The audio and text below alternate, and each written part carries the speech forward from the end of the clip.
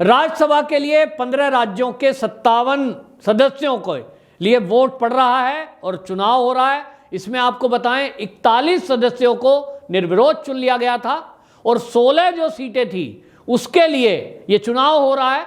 इसमें सभी दल अपनी अपनी ताल ठोक रहे हैं कि हमारा ही सदस्य जीत करके जाएगा, लेकिन मुकाबला दिलचस्प बना हुआ है राजस्थान से और महाराष्ट्र से। बात करें महाराष्ट्र की तो महाराष्ट्र में यूं तो शिवसेना पहले दिन से कह रही है कि हमारे सभी सदस्य जीत करके राज्यसभा में जाएंगे।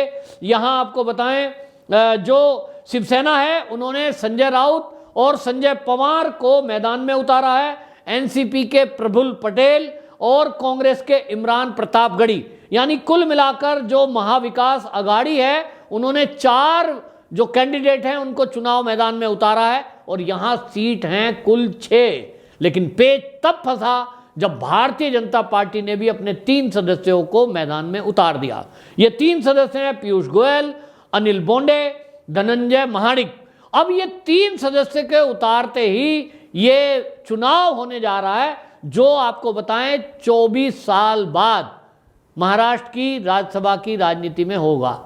इसके पहले 24 साल पहले ऐसी स्थिति बनी थी कि वहां चुनाव कराना पड़ा था। जितनी सीटें हैं 6 ही कैंडिडेट खड़े होते थे और चुनकर जाते थे, लेकिन इस बार सीटें हैं महाराष्ट्र में 6 और सदस्य हैं 7। अब इसको लेकर के मुकाबला कांटे का हो गया है और ये कांटे की टक्कर है शिवसेना और बीजेपी में, क्योंकि दोनों ने एक सदस्य जो अपना अतिरिक्त खड़ा किया है उसको लेकर जो वोटों की जो वोट के लिए जो विधायकों की जरूरत है, हर पार्टी अपना दावा ठोक रही है। यहां आपको बता दूं 29 जो विधायक हैं उनके ऊपर ये पूरा दरमोदार है कि वो किधर किसके पाले में जाएंगे और किसको जीत दिलाएंगे। वो छठा कैंडिडेट किसका होगा ये तय करेंगे ये 29 विधायक, जिसमें 13 निर्दलीय हैं और छोटे जो हैं वो छोटे जो 13 निर्दलीय हैं और 16 विधायक ऐसे हैं जो छोटे छोटे दलों से ये वैल्यू रखते हैं। अब आज आप देख रहे हैं बाड़ेबंदी की गई थी सब तरफ से। शिवसेना ने अपने विधायकों को अपने पास रखा, बीजेपी ने अपने विधायकों को अपने रिसोर्ट में 5 स्टार होटल में रखा। अब वोट में क्रॉसिंग वोट होने के चांस तो नहीं है, लेकिन अब देखना होगा कि नतीजे किसके हित में आते हैं। शाम तक ये सारा मामला आपके सामने होगा, लेकिन जैसा कि दोनों दलों ने दावा किया है और निर्दलीय को लेकर और छोटे दलों को लेकर दावा किया जा रहा था भारतीय जनता पार्टी की तरफ से, शिवसेना की तरफ से, इसमें शिवसेना को एक झटका और लगा। महाविकास अघाड़ी की 2 वोट जो अभी तक जेल के अंदर हैं, इसमें अनिल देशमुख जो कि पूर्व गृह मंत्री हैं और नवाब मलिक जो अल्पसंख्यक कल्याण मंत्री हैं, ये दोनों भ्रष्टाचार के मामले में ईडी ने इनको गिरफ्तार किया था और ये जेल के अंदर बंद हैं। इन्होंने जेल से ही एप्लीकेशन लगाई थी कि इनको वोट डालने के लिए बेल दी जाए और ये ताकि ये अपना वोट कास्ट कर सकें, लेकिन निचली अदालत ने इनकी बेल एप्लीकेशन को रिजेक्ट कर दिया।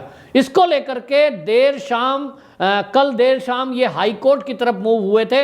अब देखना होगा हाई कोर्ट इनको अनुमति देता है या नहीं देता है, पर मामला ये है कि कुल मिलाकर कांटे की टक्कर बताई जा रही है। और इसी तरह राजस्थान आप देख रहे हैं, राजस्थान में भी कड़ा मुकाबला है, क्योंकि वहां सुभाष चंद्रा जो कि निर्दलीय खड़े हुए हैं, भारतीय जनता पार्टी ने उनको 30 वोट देकर अपना सपोर्ट दिया है।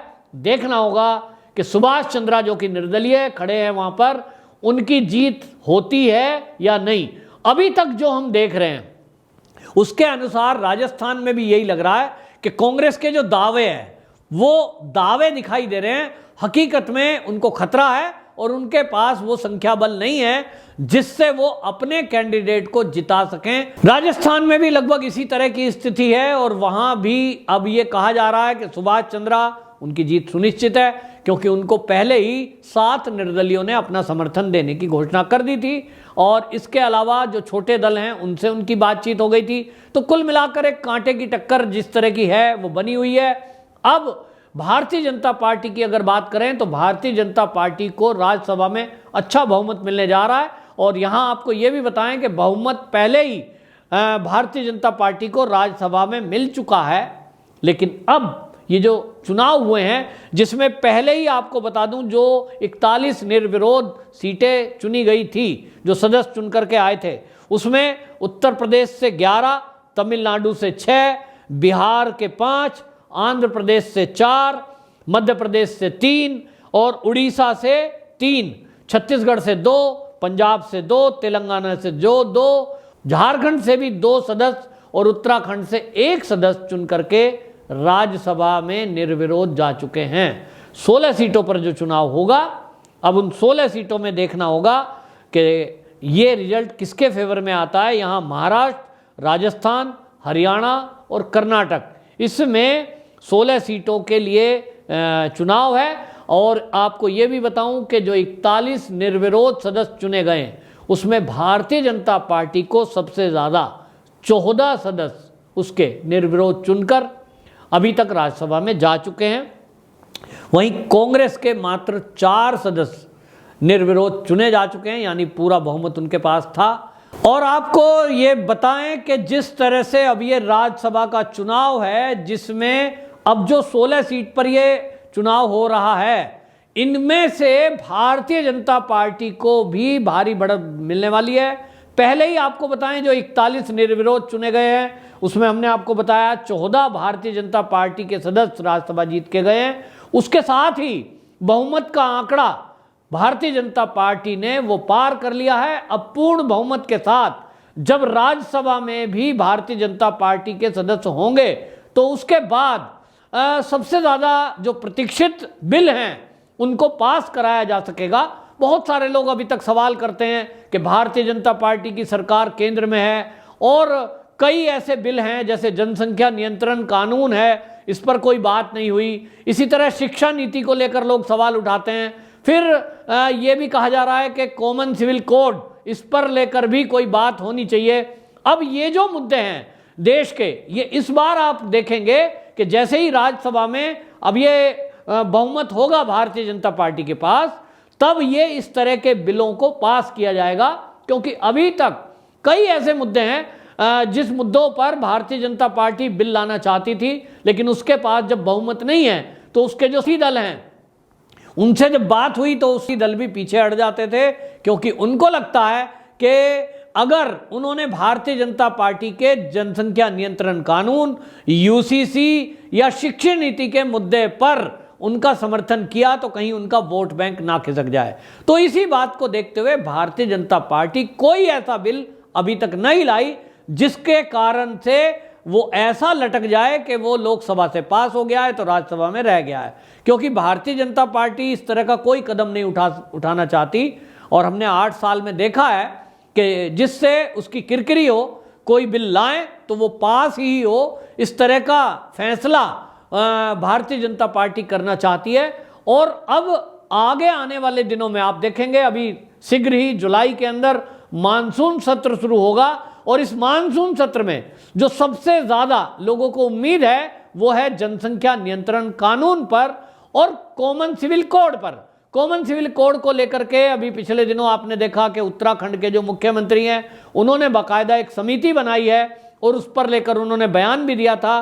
केंद्रीय मंत्री का बयान आया था। उत्तर प्रदेश में भी इसको लेकर सुगबुगाहट तेज हुई और असम के मुख्यमंत्री हेमंत बिस्व शर्मा, उन्होंने भी इसको लेकर कहा था कि यूसीसी आना बहुत ज़रूरी है। तो एक तरह से माना जा रहा है कि राज्यों की तरफ से जो मांग की जा रही है केंद्र सरकार से, उस पर केंद्र सरकार पहले ही मन बनाकर बैठी है। लेकिन राज्यसभा में पूरा बहुमत ना होने के कारण कॉमन सिविल कोड पर अभी तक कोई बात नहीं की गई। वहीं आपको बताएं जो धार्मिक स्थल हैं उनको लेकर भी ये मांग उठ रही है और सुप्रीम कोर्ट में भी उसको लेकर एक PIL दाखिल की गई है। जो भारतीय जनता पार्टी के नेता हैं और वकील हैं सुप्रीम कोर्ट के, अश्वनी उपाध्याय, उनकी तरफ से कि जो ये 1991 का पूजा स्थल अधिनियम है इसमें कुछ खामियां हैं, उसको ठीक करने के लिए संसद के जरिए ही कोई कानून ठीक किया जाए। उसमें न्यायपालिका को केवल इसमें बीच में आने की जरूरत नहीं है। तो ये सब मुद्दे हैं, अब आने वाले दिनों में ये पूरे होंगे, ये पक्का भरोसा है, ऐसा भारतीय जनता पार्टी के नेताओं का कहना है। वंदे मातरम।